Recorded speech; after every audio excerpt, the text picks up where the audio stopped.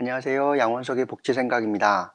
오늘은 누군가가 나를 비난한다면 그것에 대해서 내가 어떻게 반응하면 좋을까 하는 내용으로 말씀드리겠습니다. 누군가 나를 비난하죠. 그러면 그 이야기를 듣는 순간 사람들이 많이 상처받고 힘들어하고 합니다. 그런데 일단은 들어보실 필요가 있어요. 내용이 어떤 것인지 들어봐야 그래야지 나한테 하는 이야기인지 그 자신에게 하는 이야기인지 아니면 다른 사람에게 하는 얘기인지 이런 것들을 구분할 수 있게 되고요. 그래야 나한테 유익한 것으로 쓸 것인지 아니면 좀 내가 묻어둬야 될 것인지 하는 것들을 구분할 수 있습니다. 그래서 누군가가 비난을 하잖아요. 그러면 그것에 대해서 일단 들어보는 게 중요합니다. 그런데 이 듣는 것이 참 마음 아프고 힘들잖아요. 그래서 대부분의 사람들은 비난받으면 그냥 그 자체를 회피하려고 하는 거예요. 근데 그렇게 되면 내용을 파악할 수가 없고 내용을 파악할 수가 없으면 이해할 수가 없어서 유익한 것이 하나도 없어집니다. 게다가 회피를 했기 때문에 내용은 이해는 안 되지만 감정은 여전히 살아있어서 그것이 오히려 나를 상하게 할 가능성이 높습니다.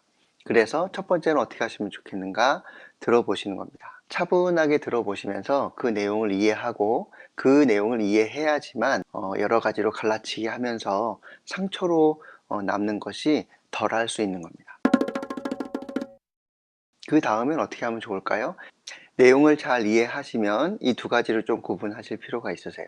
첫 번째, 그 비난하는 사람이 나를 비난하는 것인지 아니면은 본인이 예전에 겪었던 상처와 지금 상황이 겹쳐져서 사실은 본인이 화를 내고 싶은 사람은 다른 사람인데 나한테 화를 내는 것인지 그거 좀 구분하실 필요가 있어요. 과거에 자신이 겪었던 이 일에 대한 상처가 있죠. 그러면 그 대상이 있겠죠. 그리고 그 상황이 있겠죠. 그 대상과 상황이 지금 제가 썼던 글이나 아니면 이야기나 행동과 유사하게 겹쳐져 보이기 시작하면 비난이 과해질 수 있는 겁니다. 그런데 그건 왜 그러냐 하면 제가 문제가 아니라 제 모습에 제 상황에 그 과거의 상황과 사람이 겹쳐져서 투사되어서 그래서 화를 내는 경우가 훨씬 더 많습니다. 이럴 경우에는 사실은 그 사람은 저한테 화를 내는 게 아니라 저를 빗대어서 과거의 다른 상황에 대해서 화를 내고 있는 거죠. 이렇게 다른 상황에 대해서 화를 내고 있는 것에 대해서 제가 할 수 있는 일은 사실 거의 없습니다. 나한테 화를 내고 있는 게 아니거든요. 그래서 크게 대응하실 필요 없고 그리고 무시하시는 것이 훨씬 더 낫습니다. 근데 여기에서 남는 건 이제 뭐가 되는 거예요? 저의 어떠한 것에 대해서 화를 내는 거죠. 그렇다면 이것도 또 두 가지로 구분해 보는 겁니다. 분명히 저한테 하는 얘기고 저에게 무엇인가를 이야기해 주고 있는데 제가 이해할 수 있는 것이 있잖아요.